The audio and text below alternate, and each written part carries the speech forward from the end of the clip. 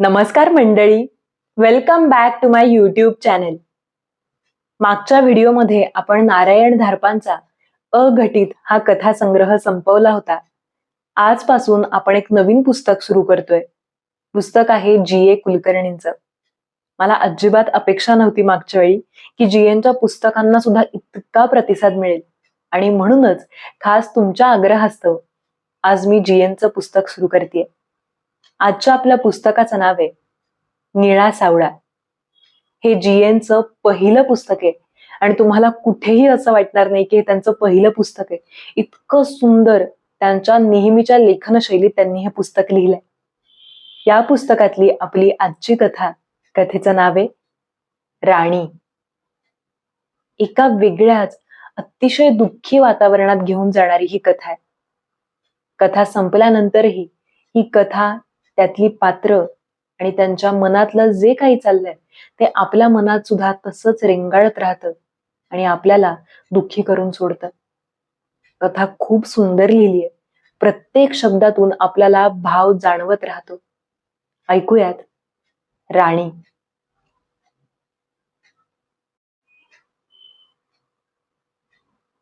भाऊंनी अंगावरील रजई बाजूला केली आणि ते उठून बसले. एखादा आरसा पुसल्याप्रमाणे त्यांचे मन स्वच्छ झाले होते आणि सारे शरीरही सावरीच्या कापसाप्रमाणे हलके हलके व ताजेतवाने वाटत होते. तापून जळत असलेले कपाळ, सारी शक्ती ओसरून गेलेले शरीर, ही सारी पुन्हा जिवंत झाली होती. पुन्हा एकदा सारे जग धुतल्याप्रमाणे वाटत होते. खोलीत मंद ठिपकत असलेली घड्याळाची टिकटिक म्हणजे मनाला फुटत असलेली नवी पालवी, असे त्यांना क्षणभर वाटले व उल्हासाने त्यांना थरथरल्यासारखे झाले. पायांवर आलेल्या उभेवरून समोरच्या खिडकीतून सूर्याचे किरण आत पसरलेत हे त्यांना समजलं व त्यांना प्रसन्न वाटलं. उजवा गुडघा किंचित दाबून ते पुढे सरकले.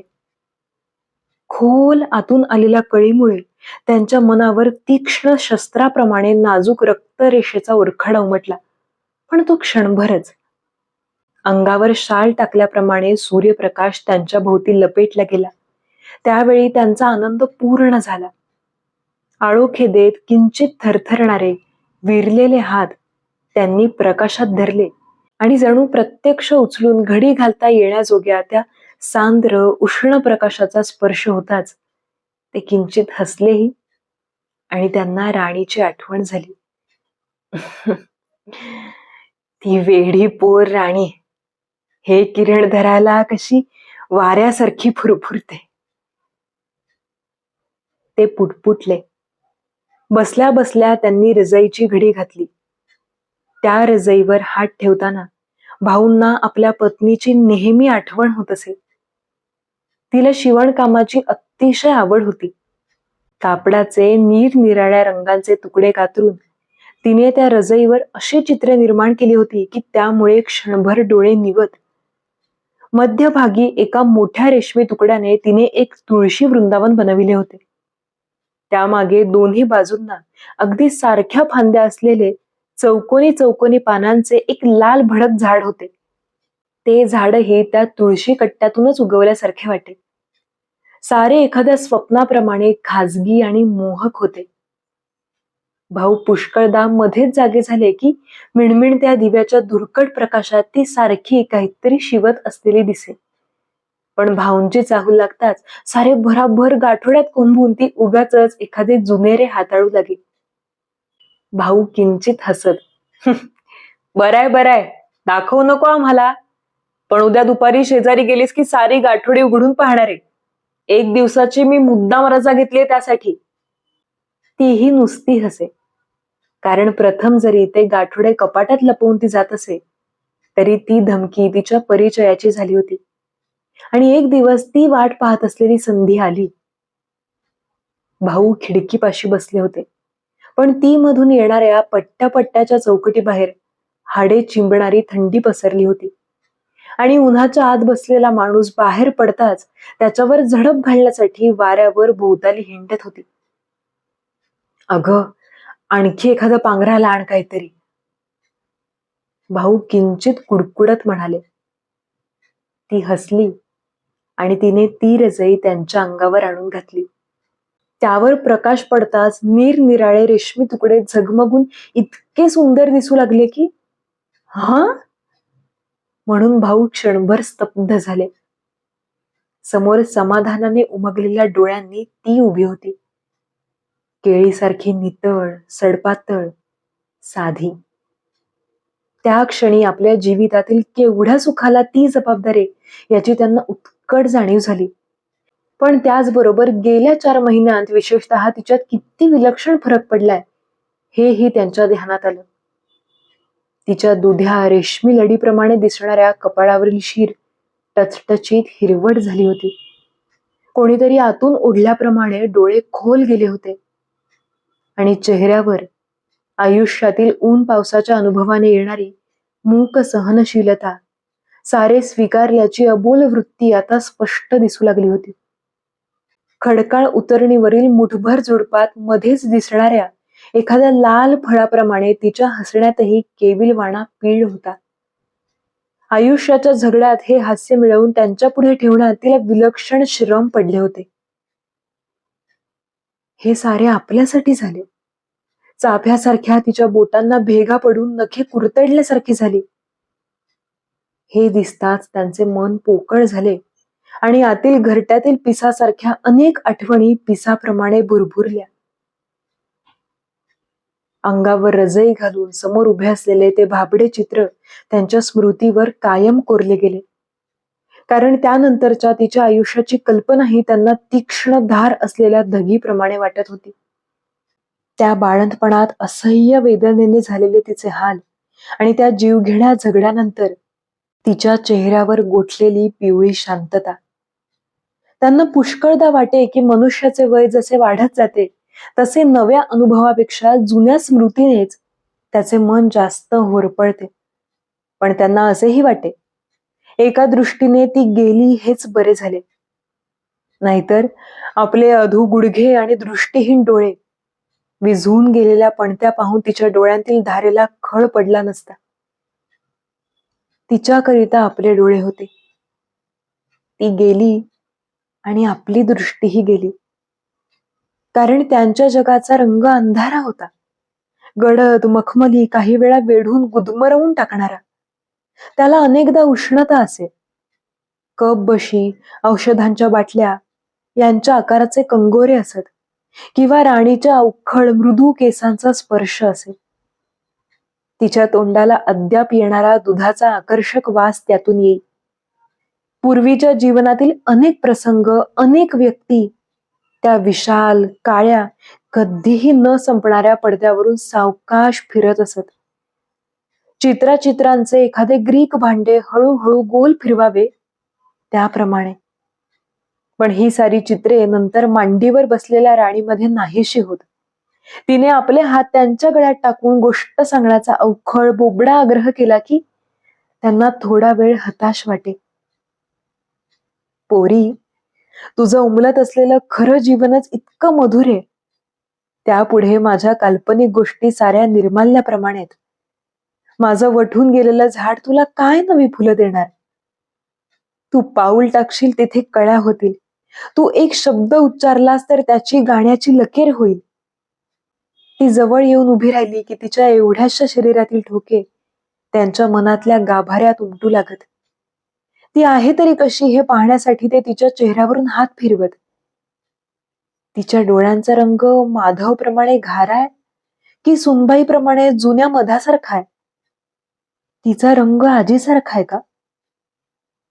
मग ते अंगठी घालण्याचे बोट असले तरी चालेल, पण आपल्यासारखे काही तिच्यात आहे का? त्यांना हे कधीच माहित नव्हतं.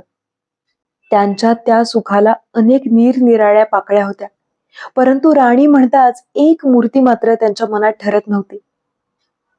त्यांनी तिला कधीच पाहिलं नव्हतं.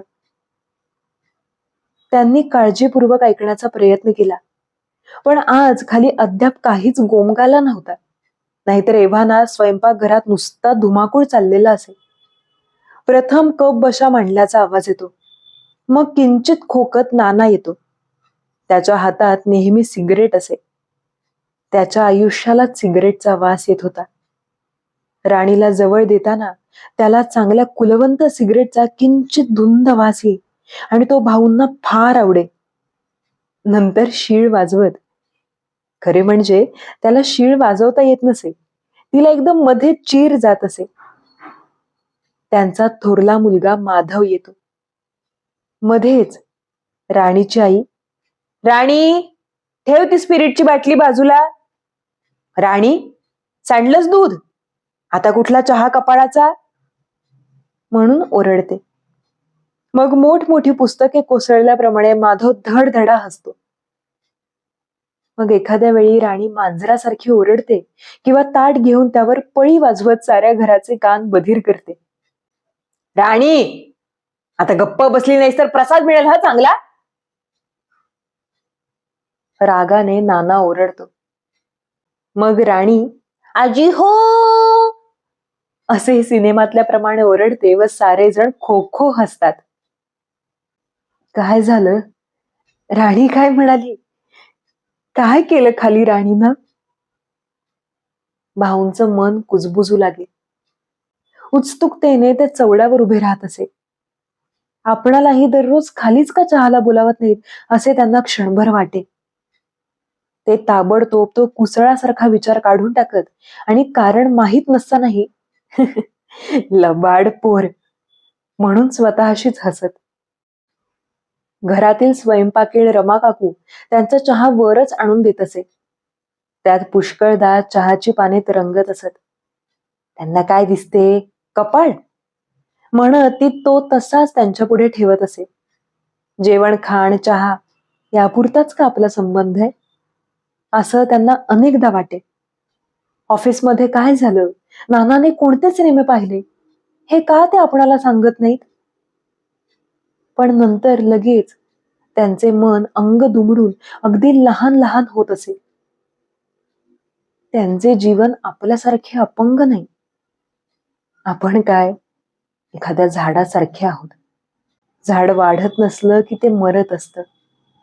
आता आठवणी देखील सावकाश तरळत जमिनीवर निशब्द पडणाऱ्या पानाप्रमाणे गळून जातात. शेवटचे थेंब निथळून जाण्यासाठी भांडे पालथे घालावे तसे आपले आयुष्य आता पालथे घातले.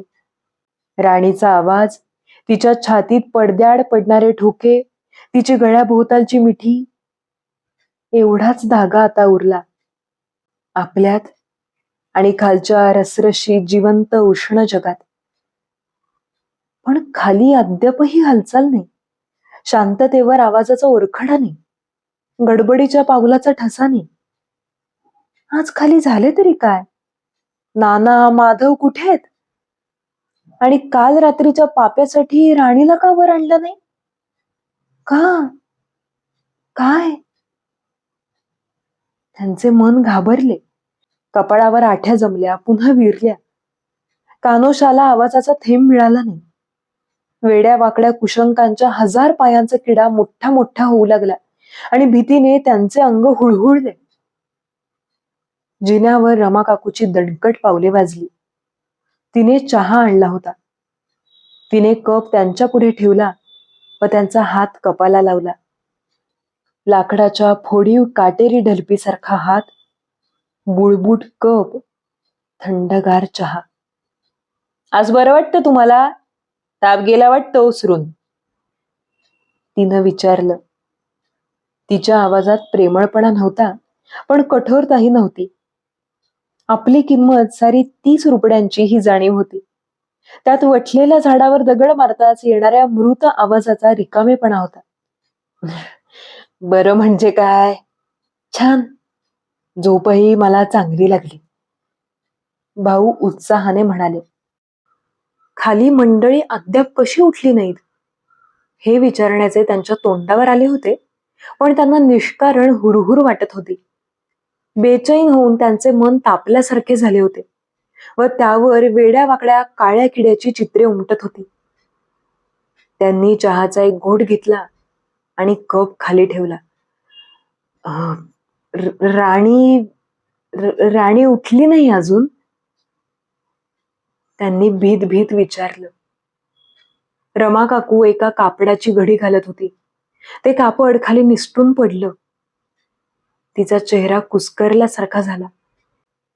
तिच्या लालसर डोळ्यांच्या कडा ओल्या झाल्या, पण लगेच या खऱ्या चेहऱ्यावर पडदा सोडावा त्याप्रमाणे ते सारे नाहीसे झाले. एकदम लागलेली ही ठेच विसरून तिच्या चेहऱ्याने नेहमीचा मुखवटा चढवला.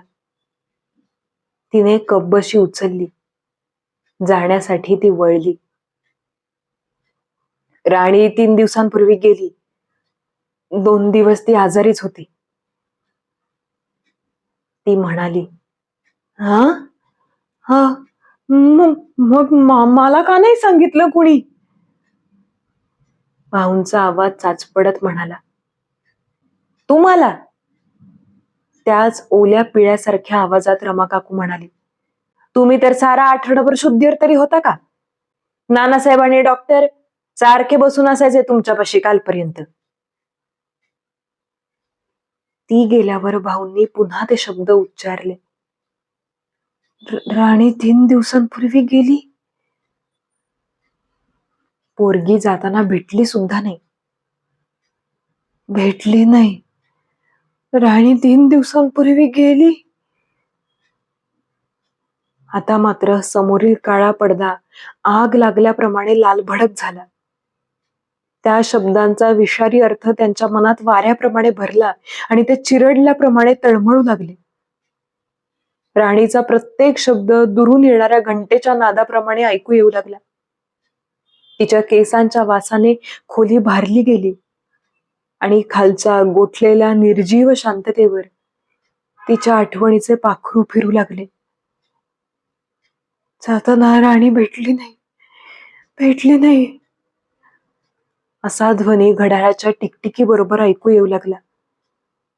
राणीचे शब्द, राणीचे बेबंद केस, तिच्या गालाचा उष्ण मृदू स्पर्श, तिच्या ओठांचा दुधाचा वास, या साऱ्यांचे एक वस्त्र बनले आणि त्या रजईच्या जोडीने हिरव्या पिवळ्या वेड्या वेगाने त्यांच्या भोवती फिरू लागले. त्यांना भोवळल्यासारखे झाले व त्यांनी भिंतीचा आधार घेतला. खालची शांतता चुरगळल्यासारखी झाली. नाना खोकत बाहेर निघून गेला. माधवने रमा काकूला हाक मारली. मला यायला फार उशीर होईल हा, म्हणत तोही बाहेर पडला. पायरीचा सैल दगड पुन्हा वाजला.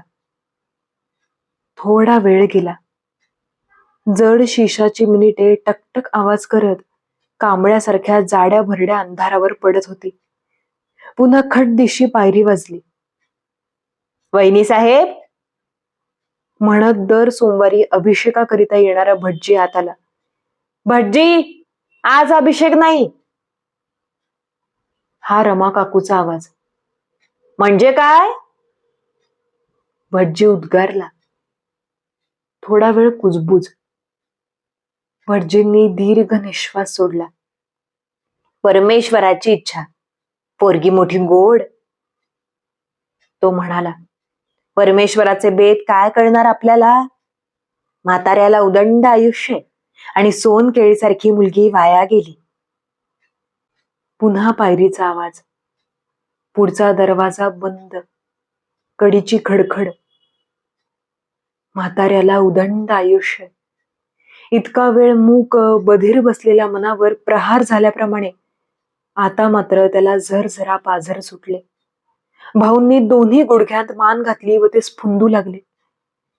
त्यांच्या पुढे आपल्या पत्नीचा चेहरा उभा राहिला. भेगा पडलेली तिची बोटे गुडघ्यावर हलकेच थांबली. तू ज्यावेळी गेलीस त्याच वेळी मीही आलो असतो तर बरं झालं असतं बघ. ते पुटपुटले. फार बरं झालं असतं. मला जगायची बिलकुल हौस नव्हती ग. मी इथं भणंग होत चालल्याप्रमाणे शेवटचे क्षण या घड्याळापुढे अगदी एक एक वाजवून परत परत देत बसलो आणि फुंकर मात्र पडली त्या पोरीवर. राणी, राणी, मला जगायचं नव्हतं. मला 1 दिवसाचं सुद्धा आयुष्य नको होतं. जर माझ्या रक्तानं तुझ्या अंगठीच्या बोटाला मेहंदी चढली असती तर मी माझं रक्त तुला दिलं असतं. पोरी, मला उदंड आयुष्य नको होतं. शपथ, शपथ. शपथ देवाची, तुझी, तुझ्या आजीची, मला जगायचं नव्हतं ग, नव्हतं. राणी. त्यांचा चेहरा गुडघ्यांमध्ये लपला होता, पण त्यांची हाडाहाडांची कमानदार मान आणि पाठ घुसळल्यासारखी होत होती व त्याबरोबर त्यांच्या तागासारख्या शेंडीचे केस हलून त्यांची उन्हातील सावली सारखी थरथरत होती.